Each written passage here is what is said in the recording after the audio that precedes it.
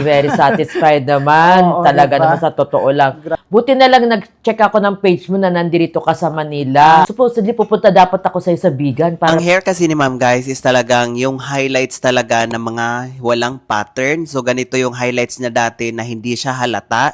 Tapos nung tumagal na as na golden na talaga. Tapos yung pinaka highlights niya dati is nag-brittle na talaga. So nasunog na siya guys dahil kakapatong ng highlights na yun sinasabi ko sa inyo na maglagay tayo ng patterns, highlights once na bumalik yung client. Mabilis lang natin i-reconnect yung highlights. Hindi yung patong-patong na yung highlights tapos mapapatungan na naman yung mga dating pinapa-highlights nyo dahil doon magkakasunog at madamage talaga yung hair nyo. So need talaga na yung gagawa sa hair natin is talagang marunong. Hindi lang yung parang pinag-practicean yung buhok natin dahil yun nga kahit sabihin nyo na may pambayad kayo tapos yung hair nyo is talagang na damage na so aayawan talaga kayo ng hairstylist minsan dahil yun ang mga hair natin minsan talagang hindi na kaya sa mga gusto nating i-achieve. So etong hair ni ma'am talagang ginawa natin ng paraan tapos ito guys umaga pa lang siya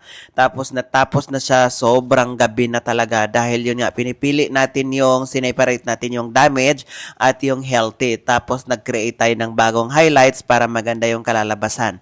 So ito yung pinaka-after. Ito yung after guys. Grabe.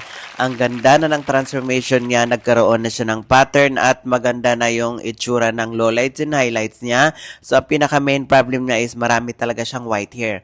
Gusto niya mag-blend yung pinaka hair color niya doon sa mismo pinaka white hair dahil every 2 weeks daw siya nagpapa-color at lumalabas talaga at mabilis daw mag-fade yung color niya. At tingnan niyo yung pinaka roots niya guys. Grabe, ang ganda na ng blending ng color. Hindi na siya obvious na obvious yung white hair dahil hindi natin as in tinakpan masyado yung white hair niya. So, mag-blurred lang. So, ito yung harap niya, guys. Sabi, si ma'am umaga pa lang, tas ginawa na naman natin guys hanggang gabi na talaga. Dahil eto guys, talagang hindi talaga basta-basta gumawa ng ganito na yung highlights na walang pattern. Di ba? Tingnan nyo naman yung blending ng color. At take note, marami talaga siyang white hair. Pero hindi na siya obvious na obvious. Di ba? Satisfied ka naman sa transformation natin for today, ma'am? yes naman, very satisfied naman. Oo, Talaga diba? naman sa totoo lang. Grabe. Actually nga, eto na nga, supposedly talaga. Buti na lang nag-check ako ng page mo na nandito ka sa Manila. Oo. Kaya napapunta at nagpa-schedule ka agad-agad ako sa'yo. Although medyo hindi nag-match, pero talagang in-achieve ko pa rin na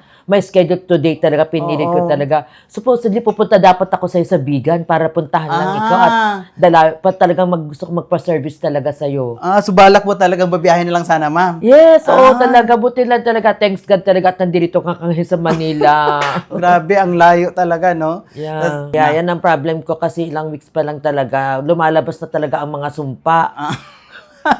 Oo nga. Oo, talaga yan ang ano ko. Kaya kailangan ko na naman sabi ko magpakulay na naman. So, Okay. So, ayan guys, tingnan nyo naman yung pinaka-outcome ng color as in napakaganda. At talagang eto guys, wala ding pinipili na skin tone. So, babagay talaga sa lahat kung meron kayong mga problema na yung pinapaitim kayo sa color or yung hindi nyo talaga nagustuhan. Di ba? Grabe. So, napakabongga.